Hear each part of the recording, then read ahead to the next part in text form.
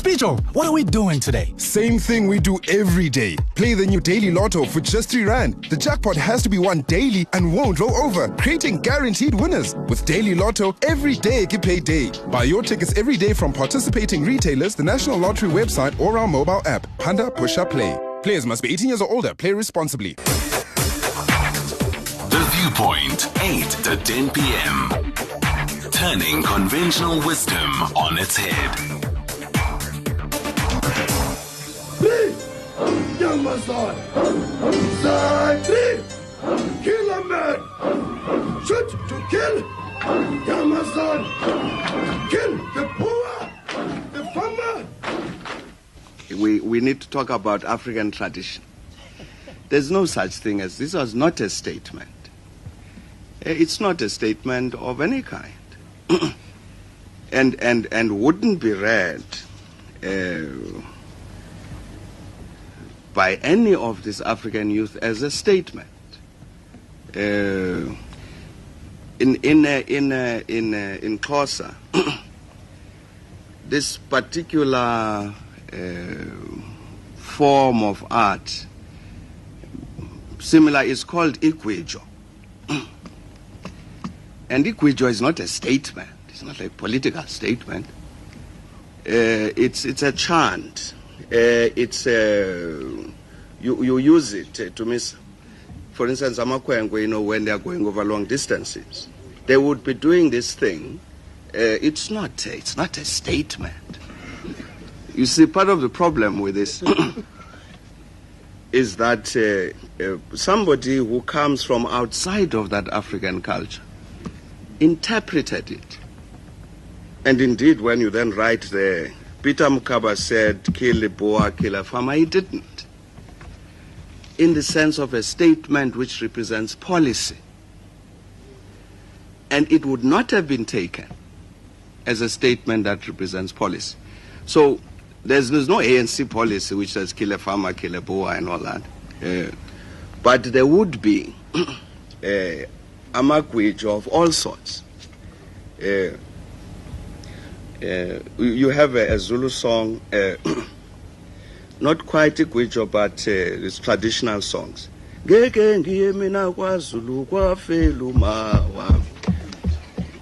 Now, it's not a statement. It's not a statement I'm making that I will never visit Zululand. It's a song. I don't think we really... I really don't think that this... Certainly, I don't know Peter, whether Peter is here. He likes doing these things. And you could do different ones and we could translate them.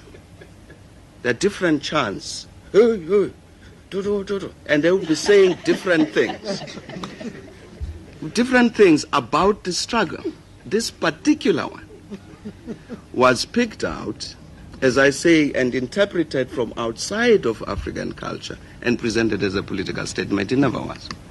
Would I be correct in saying that what you've communicated to us is more or less what we have in most traditional cultures, also Afrikaans songs, like Simbamba, Mama se kindjie, draai sy nek om, gooi hom in die sloot, trap op sy kop en is hy dood, but you rock the baby to sleep. That's what you're saying to us.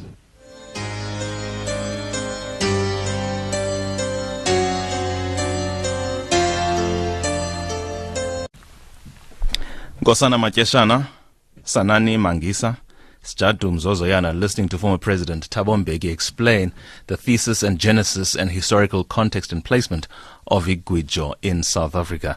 They are, of course, part of Gwijo Squad, who many have seen on national television, particularly SuperSport, Besenzindo yabo at Ellis Park, at the Wanderers, at Centurion. Gentlemen, lady, good evening. Molweni. Good evening. Sijadu. Sinomgigwa apha, sinoqhudeni, sinodlamini enkundleni kaRhadebe. Andiniva madoda nawe sisi, andiniva. Singojama kaSijadu, ungubonda Mabece, ulanga ubhikithi uhenqo. Ndembelele, thunza ngoyamba asihlakulwa ngamavila, asihlakula sizikhuthalela izodwa kuba sicubukela. Alala, ukhona ke noGiqo ontshinga. Ngondo ezibomvu inkosana abazukulwana ababathwa. Mamthembu Qhudeni uVelasi nyana kaMkhubukele. Ngabo ke abo basenkundleni kaGade bomthunkhulu Mafuza Fulele njengelefle mvula uzigode. Mashiya mahle umbhucwa kwetini. Molweni Mahlubi. Ladies and gentlemen, that's the Gwijo Squad.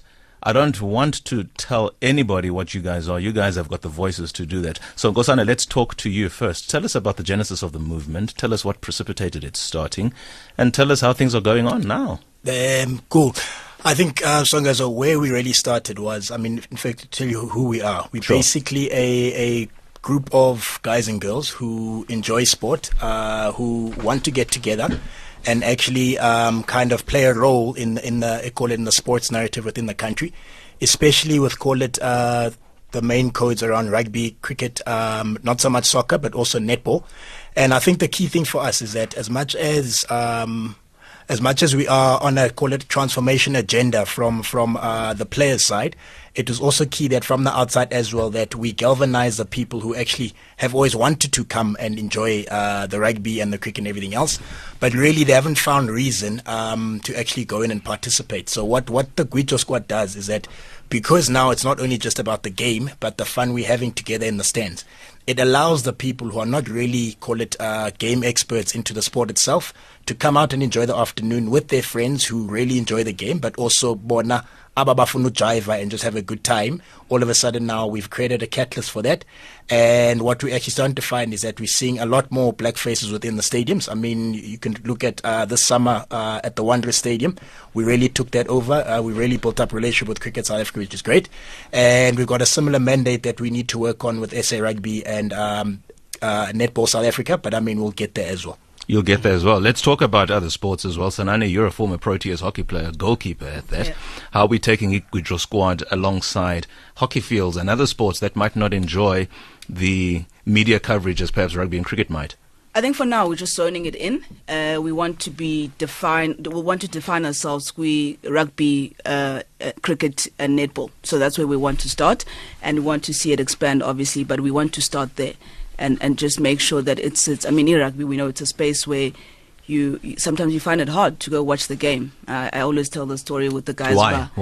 A personal story. Yes. I lived Pretoria for 5-6 years. Access to tickets was not an issue. But given the opportunity, I would never go to Loftus. I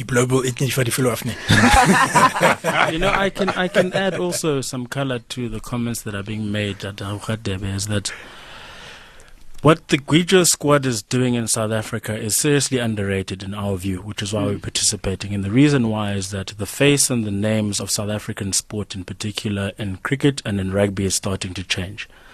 And the support that comes with it is starting to change as well. Historically, stadiums for people of color in particular have been places of great hostility. And And we're now starting to find that is beginning to change as the heroes and the faces starts to change and sports as a system becomes more inclusive generally. So in now that the administrators within the sporting system are starting to do their bit by picking players on their own merit as opposed to for any other reasons, it is a responsibility then on us to say that we support this and we stand for it, which is why we went to Wanderers Cricket Stadium. The faces of the heroes that we see on the sporting fields today is very different to what it was 10 years ago. The same applies in rugby. Our first black Springbok captain was anointed at Ellis Park. We were there. We were part of the supporting system when South Africa was down, I think 24-3 after 22 minutes or something. It was dark, but the voices that were there were the voices of the Gwijo Squad and the Springbok players, and Apiwe Janji, Sbusi Sonkosi, the others are not just the black players, the white players as well came, Peter Steph, Toy and crew. They came to acknowledge the support that we showed throughout that game, and that built up to Loftus, where we went to go and watch New Zealand against South Africa. Similar type system where we went with our voices, and in so doing, I think what we're trying to achieve is inspire those other people who want to find a voice within those stadiums to be there and to participate and join us. We're in conversation with Nkosana Matyeshana, Sjadu Mzozoyana, as well as Sanani Mangisa, Umgiqwa Udlamini Noqudeni. It's 20 past. Posting on social media can be all fun when you get all the likes, but what happens when someone makes profit of your personal content? Watch Ilungelo Lakho at 12 noon on Monday as we discuss your rights and the nitty-gritties of social media usage, with repeats on Thursday night at 11 o'clock on SABC 1. Watch EFC live this Saturday at Grand West in Cape Town. Champions collide as JP Base takes on Lutando Biko to unify the 135-pound title. Plus, the unstoppable champion, Nkazmulo Zulu, goes to war with his biggest threat to date, England's Jay Cadley. EFC, live this Saturday at Grand West, Cape Town. Watch it on SABC 3 from 9:30 p.m. Brought to you by SABC Sport, for the love of the game. The Viewpoint, 8 to 10 p.m. Flipping conventional wisdom on its head.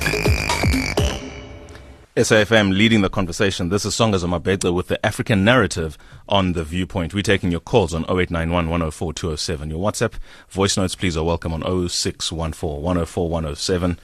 SMSs as well are welcome, 40938.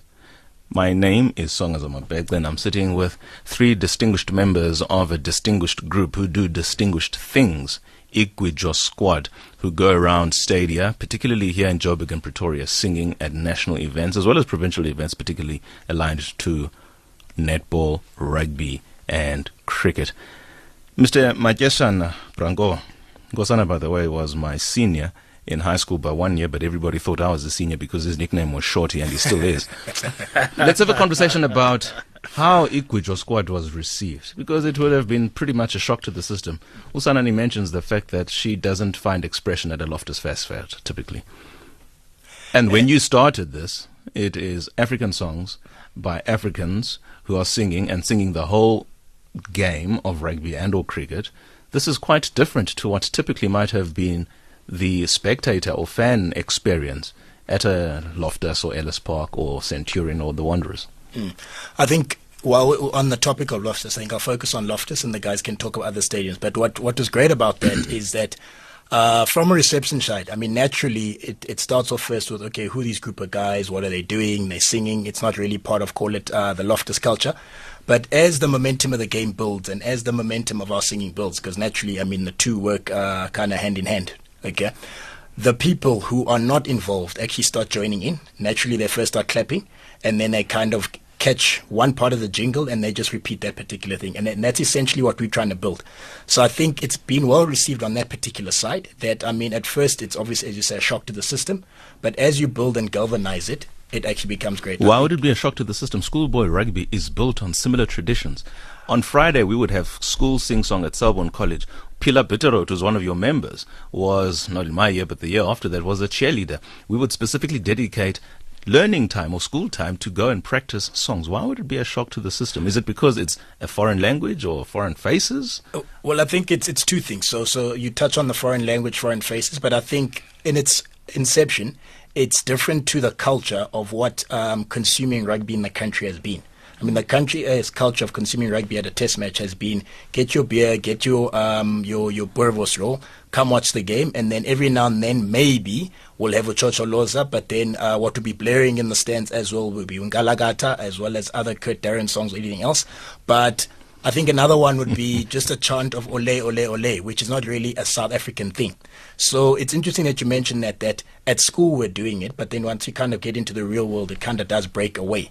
So that's why there would be a shock to the system there, is that from call it a typical cultural perspective, it wasn't there, but it's a culture that we are building now. And I think the gains we've even made with our friends from Cricket South Africa, Clive Eckstein and his team, is actually starting to show a lot of rewards. The spinner Eckstein? Yeah, the spinner Eckstein. Wow, amazing. Sanani, you're a former international sportswoman. How, looking back, would you have appreciated the presence of Gwijo Squad? Especially you were the goalkeeper, so they would have been right behind your ear. We see this a lot of the time on the soccer field. How might something like this galvanize the players to really get on with it? It would have been amazing, man. it would have just brought us together as a team to understand that kukho bantu who are 100% behind you and enjoying the game and here to watch you play, and also here to express themselves while they're watching you play. You know, sport is an amazing thing, is that we all watch it, we all understand it at different levels, but we know what a try is, we know what a six is, and around those moments we express ourselves in songs. And I think that's what the essence of Gwijo Squad is. When we went to Lions, the Emirates Park, that was the most beautiful thing. Is I think people who didn't know who we are were taking videos because they were looking at this group of people go, here they are, they're just expressing themselves in song, and they look so happy and enjoying this. And as a group, we could do that. We're going to talk about the formal relations you have formed with the unions and membership and sort of organizing seating at a particular venue for a particular sporting fixture. But let me just come to you, Dlamini, very quickly. This is Sjadu Mzozoyana. How do you sustain your voices for an entire game? I mean, forget a test match, T20. It's a 3-hour game. Well, there's two things. One is the practical thing. Do you have enough liquid and enough vocal cords and space within your system? But I think the bigger thing is in the why. It's very easy to sustain what you're doing if you really believe in what you're trying to achieve. And what we are trying to achieve as the Gwijo Squad is quite clear. First is to provide a different way of supporting, in particular, African people that are pioneering the spaces that they're in, but it's not an exclusively African group. We want to stay away from the rhetoric of us against them. That's an important point, yes, because not only are you, at least on the edifice of it, you are largely African community, yes, Gwijo Squad, you have an African name, and you are entering spaces which, as Mr. Matishana had mentioned earlier on, well, they didn't really contemplate this group of people if you look at the history. But nonetheless, the spaces are there, spaces are open, and everybody who's in a stadium has equal franchise. You only need a ticket and you're good to go. How has that reception been like in the true sense, and how, more importantly, do you do whatever it takes to attract these different faces to give, especially at a game like rugby at Ellis Park, where really the Rainbow Project through sport was born? How do you get those different faces to come and clap and to come and mess up a few lines until they get the jingle, as Nkosana was saying earlier on, until it becomes truly something which is a sporting story for South Africa, not just for a particular community? Well, it happens in phases, Datu Khatib. The first phase is to be in the space where people don't see you as a threat, but as a part of the system. I think when we go to these sporting events and people, not only players, we had the players, for example, at the Wanderers Cricket come join us at the end of the game. All the test players, all the cricket team members in the 2020 game came to join us after the end of the game, acknowledging our support. So that endorsement becomes inclusive as opposed to exclusive. It's important that we appreciate all the cultures. As we've explained earlier, previously the culture of cricket, in particular rugby as well, was largely white, also Afrikaans. And there wasn't really an effort made to go and understand the cultures of the black players and the black groups that come into that space. Our responsibility is to say, while there is another culture that is there, that is an incumbent, we are part of the system. Here's our culture. Now let's join hands so that we can form one culture. And the way that has been received, to answer your question, it's been received extremely well. We've had a lot of people asking for our lyrics, asking for participation. Do they asking exist? About yes or no? What? Lyrics. Gwijo, by its very nature, is not something that is documented on paper. You learn as you go. Yeah. So I have never gone to a class and said, what are the lyrics to the song? You participate, you listen, and then you follow suit. But now, because we are attracting a different audience into this space, there's a responsibility which we've now had to accept. We want to accept. You must accept. We do accept. Excellent. There's a responsibility that we do accept to go and educate the entire community around what it is that we're doing. Because picture this, consider this. Can you imagine a scenario where the Springboks are playing against the All Blacks in Eden Park or in Japan at a World Cup? And those players in Siya Kolisi, in Apiwe Janji, in Bonambi, who are staunch supporters of the Gwijo Squad, and not only the black players, because we've had other players like Steven Kitsoff, I've seen Ginger. Malcolm He's Marks thoroughly impressed. coming into our events and standing and listening. Can you imagine a scenario where they are in a quarterfinal against New Zealand and Japan, and they start saying Aso Zinto Limna Ukalelanto Nina Sibetwanga Makwe Angapizu Lama Kwenkwendia. Okay, guys, See just what hang I on a mean? second. Can I you understand imagine what impact that would have on the psychology of those players on their field? That in actual fact their country supports them and they are present in that space. Let's move back in time as you speak about that point. I mean, 2010 was as good an opportunity which offered a template as to how successful what Gwijo Squad is now doing can work. We had everybody singing Shakira's song together with Freshly Ground. Yeah. Remember when the Blue Bulls, speaking about the Blue Bulls, had to go and play a semi-final and a final at Loftus. Yes. And it was Orlando truly Stadium. Orlando Stadium. I beg your pardon, Orlando Stadium in Soweto. And Vuvuzelas were allowed for the first time in a rugby game. And how that took off, if you like, as almost the best advert for Vuvuzela Music at the sporting connects us, venture. Tatukate. It connects us. Have we done sufficiently well to ride that wave that 2010 offered us? I mean, I could take it back to 1995 with the Shosholoza for the first time being sung at a rugby stadium. President Nelson Mandela wearing number 6, Chester Williams being the number 11, who was drafted late into that squad. And don't get me started about the Rugby World Cup 95. I know everything there is to know about it.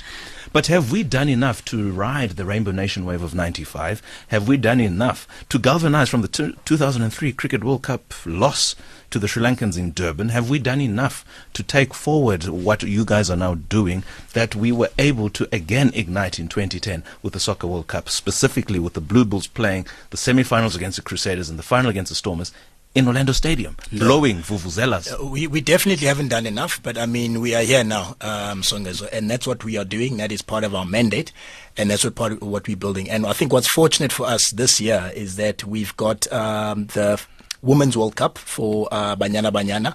We've got the Cricket World Cup, and we've also got the Rugby World Cup.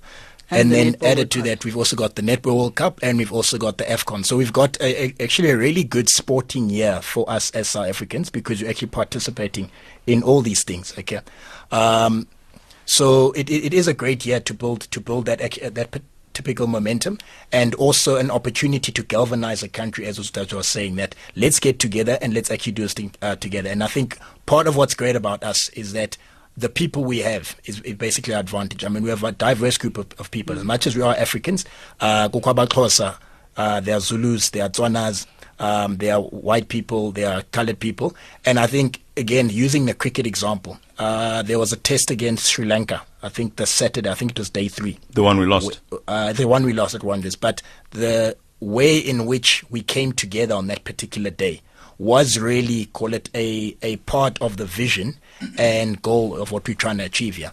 So we definitely can ride that wave, and I think what's been holding back that particular wave is a initiative like this, where we say, actually guys, we are going to go as, call it, Mandela's United Rainbow Nation, to say we'll go to the different stadiums, we'll enjoy ourselves, and we'll be inclusive of everyone who wants to join us. You know, I think a problem that we have within sport in the country at the moment is that the participation at stadiums is actually at a decline. People aren't going to the games, and what we are offering now is something that the rights holders for sports need to embrace if they actually want to take. Well, not Super Sport specifically, but from SAfm to Cricket South Africa to Netball South Africa, something that we can all work together and actually push this agenda forward. I mean, also what's key here is that you've already got stakeholders in the space sponsoring the different teams that we're also supporting. So it's about getting close to those particular brands, because a lot of them will share the same values as them. I won't call their names up because I don't want to give them free airtime, but we share similar values in terms of what we're trying to achieve. Do they not employ you? No, they don't. No, they don't. So I mean, there's great opportunities and synergies that we want to build to us, and I mean, we're getting to those people. So we are knock on the doorway, and we're really excited about the energy and the shares we're going to build with them. I'm going to probe this corporate sponsorship with Sanani Mangisa, Ukuteni. Let's take calls, ladies and gentlemen. This is Gwijo Squad, and don't tell me as you are sitting there at home, awuvagalelwa Come on, Pilar Bitterot, you are one of the key members of this team. We are expecting a call from you. Apiwa Yankee, you're a Springbok. Siyakolisi, you're a Springbok. You guys have been beneficiaries of Gwijo Squad. Faf du Plessis, I know you are in India somewhere, but there must be a pro-tier one-day international player or T20 player who has heard Gwijo Squad sing. Give us your experience from the turf. Tell us what it does for you, the thrills and shrills it sends down your spine. We're taking your calls on 0891 104 207.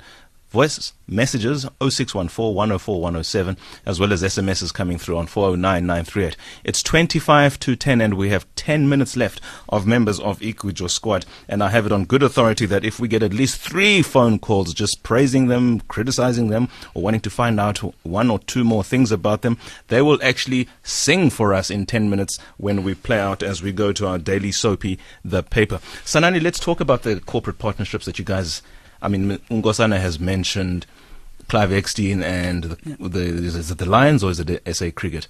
Just tell us about everything that you've been able to do. Yeah, with SA Cricket, they've been a good partner essentially. Over the summer, we've been a few cricket games, and I think we're starting to forge that relationship now slowly with SA Rugby as well. I think they see value in Gwijo Squad as much as we see value in ourselves. But to have a guaranteed 200-300 people at the stadium through our network, as many as that. That's we'll have that match in 20th of July. What's the most you've had in one fixture? 150. 150 people.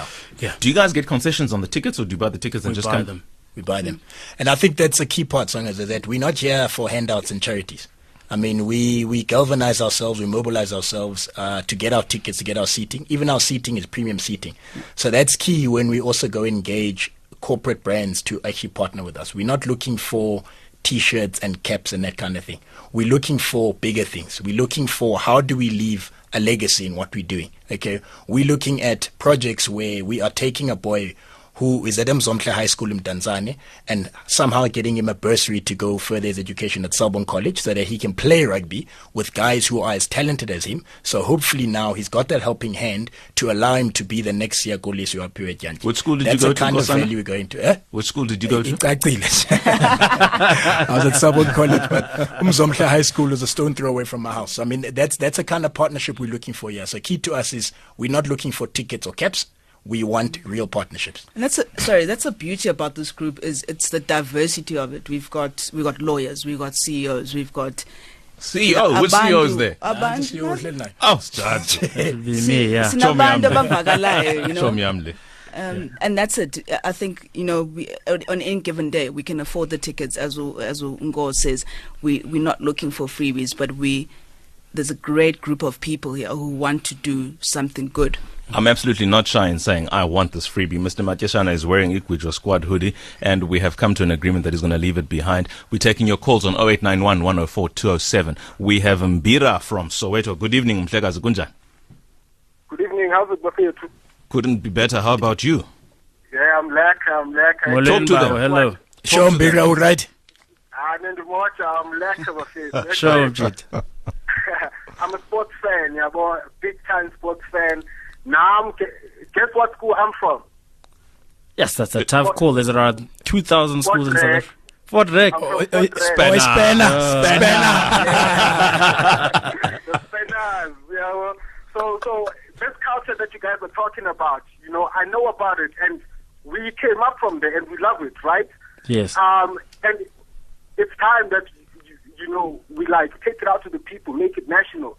And I've always thought to myself, if the All Blacks have got a haka to go against us just before the game, why can't we have our own little thing that we intimidate them with, like what the Gwijo Squad is doing? Powerful. Excellent thoughts. Yeah. Excellent thoughts. Sanani, let's go back to that point because Mbira is talking about intimidating the opposition. Yeah. You are a South African hockey player. You're on the field. You're playing against Australia in the World Cup semi-final, final, call it what you will. And you are hearing your people. Ngosana alluded to it earlier on. You are in the Netherlands. And there's typically like the Barmy Army does. They travel wherever the English cricket side goes. Tell us more about that, what Mbira has just basically said. To take it away from that, can you imagine the energy after the haka goes? As they're walking back, Gwijo starts throughout the whole stadium. Sure. Now we're doing we call it 2 years from now, when the culture of Gwijo is intrinsic to everyone. Can you imagine that energy in any stadium to Gwijo to start as the Boks are about to play? Sorry, Sissy, to add to that as well as that we have our own culture. Yeah.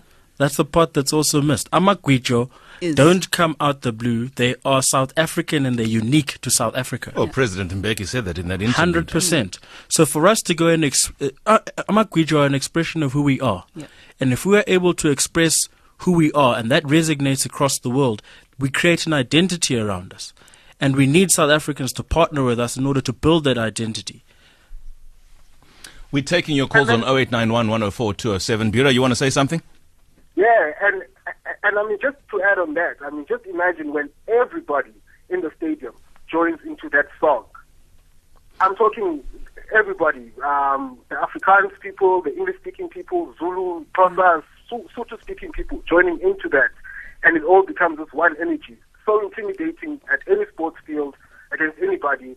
I mean, we're about to take over. Yeah. Awesome stuff. That is our big, hairy, audacious goal when I forward. That's what we want.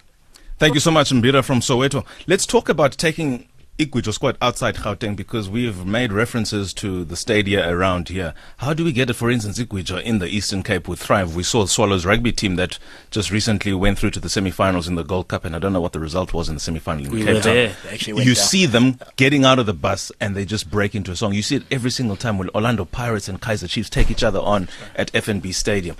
This is inherently an African culture. How do we now make it a culture that is available to everybody? Is there a chance, for instance, of Gwijo ever taking on songs that are not in any of the African languages, but in the context of trying to get more people involved? Would that happen? How, if at all? No, definitely. I mean, as we said, we are a very inclusive group. It's not a unique or exclusive to a certain culture.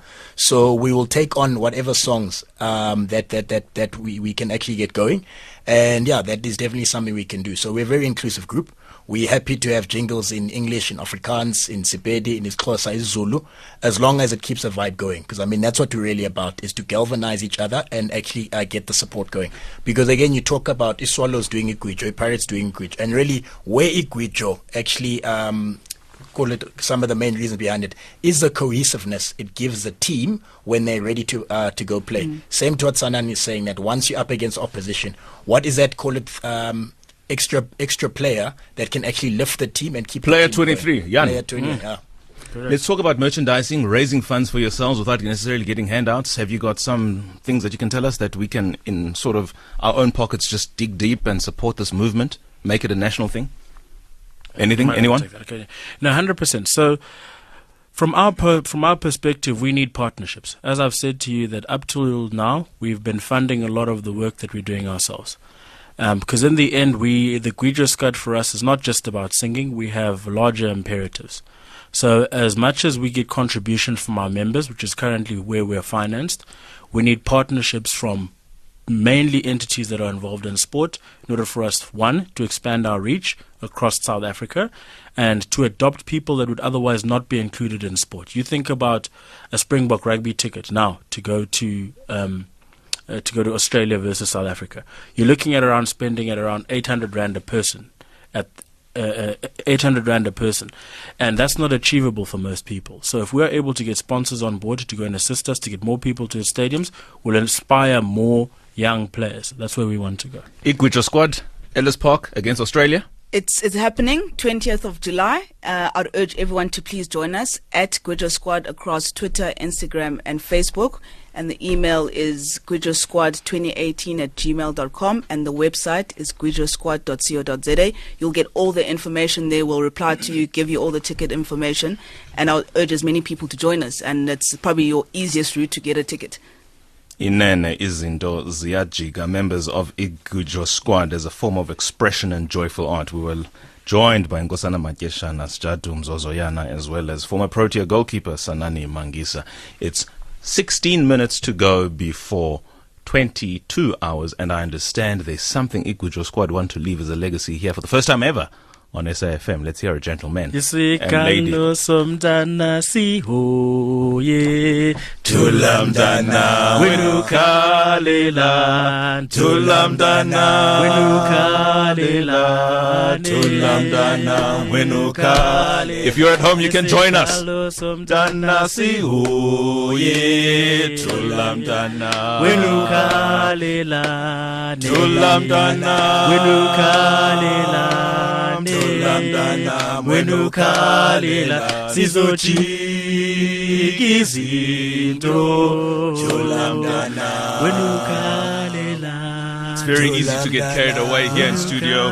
That is Gwijo, that is Ukhuteni, that is Udlamini. That brings us pretty much to the end of our show, ladies and gentlemen. 1 hour 45 minutes has come and gone. The last segment has been the African Narrative with me, Songezo Mabece, and it's time for the Daily Soapy, The Paper.